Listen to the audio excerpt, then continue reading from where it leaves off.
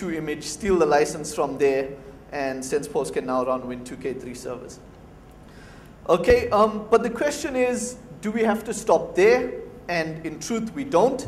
Amazon also have some system called Amazon DevPay, which means you fire up an Amazon image, and every time someone wants to use your image, they'll pay money to you.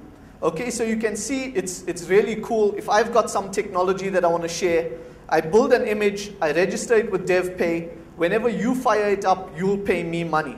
Okay, the money funnels through Amazon, but essentially that's what the model is. Okay, so what we were interested in was to see if we could attack this so that we could steal resources or use resources without paying for them. Okay, and if we look at this video really quickly, okay, so that's the normal Amazon DevPay process. Nick's gone, created an AMI, registered it with DevPay. Okay, what you see up here is the product code. Okay, so anytime I use this product, the product code is now associated with it, which means I have to pay Nick. Okay, so if I try to boot this image, okay, using AWS, and what I'm going to do here is try to boot it on the command line. Okay, the machine is now running. What you should see down here is that there's a product code associated with my running image, which means that as long as this image runs, Nick's going to get paid for it. Okay, so obviously what I want to do as an attacker is somehow remove that product code. And so what I do is I rebundle this image. Okay, so I take Nick's image, which I have to pay for, I rebundle it, and I upload it to the cloud again. Okay, and for demonstration purposes here, I'm uploading it twice so that we can experiment. Okay, and the first time that I upload it, I'm basically going to call it copy 1, the second time copy 2, just because I'm not that imaginative. Okay, and then what I do is I take this image and I edit the manifest file. Okay, so there's a manifest file that goes along with this image that says this is what the image comprises of. And what you'll notice in this manifest file is that it carries around its ancestor ID. Okay, so all we do is we go in, we remove its ancestor ID so that it's got no ancestor, we re-upload that to Amazon, and then we try to run it. Okay, and what we find, sadly, is that it fails. Okay, and that's because Amazon comes back and tells you this image has an invalid signature.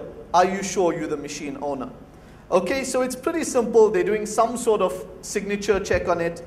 So we go back and look at that manifest file. And remember, all of these tools that bundle images and upload images are sitting on your machine.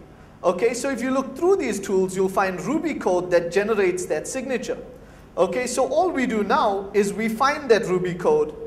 We then take our new manifest file with the ancestry removed, we run it through our script so that it now re-signs that file, and we upload our newly signed file to Amazon, and now Amazon accepts it, and now Nick no longer gets paid.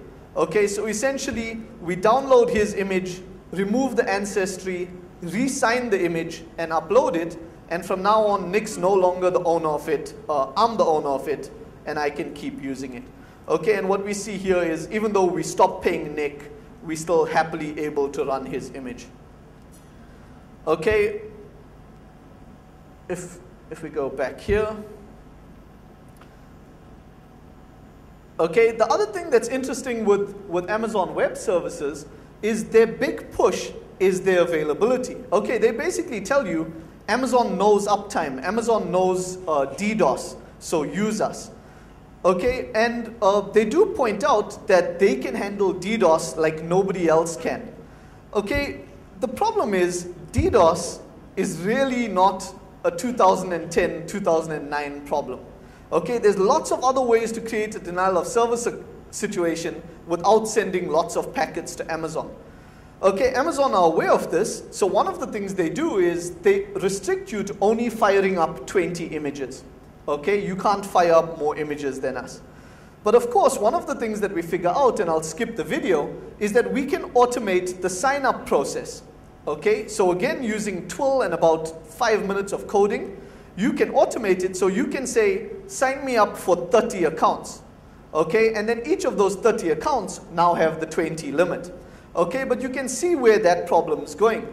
Okay, so we timed our script, and in 3 minutes, if we run it, it can create 20 accounts.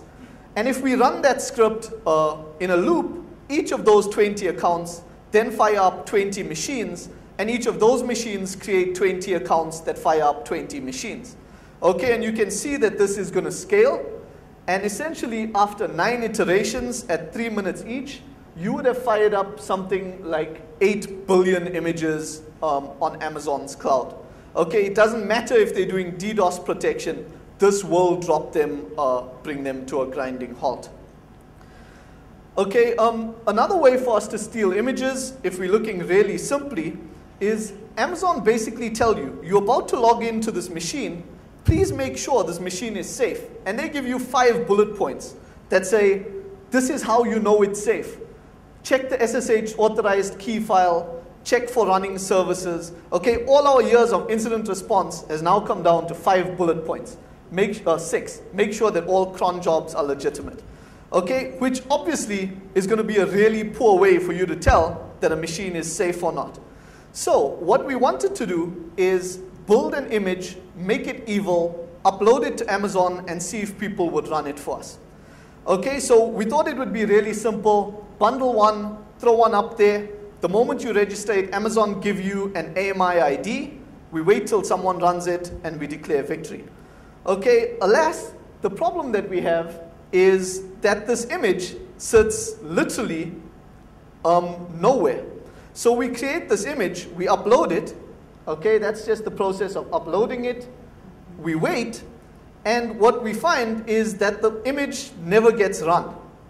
Okay, it's not just because we're from South Africa. On the internet, nobody can tell this. Okay, but what happens is once we create this image, and upload it, okay, I'm going to skip through it really quickly because once again we're short of time.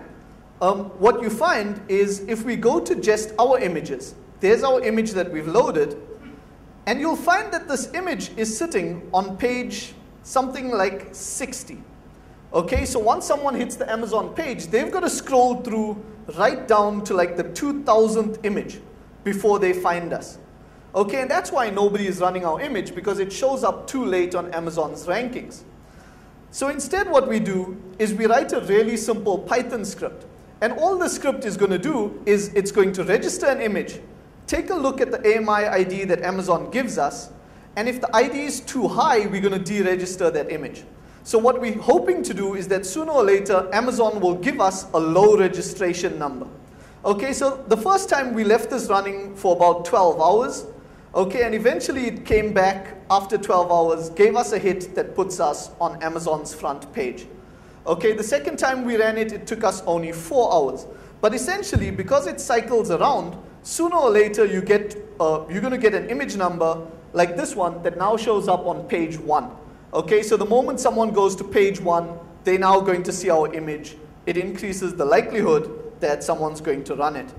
Okay, but so while it transforms. Okay, so keep in mind what we've done is we've put up an evil image. We've now promoted that image so that it's on their first page. Okay, but there's more. Okay, you'll remember I told you that part of the problem was that S3 was using a flat namespace. Okay, so we can also name that image anything we want.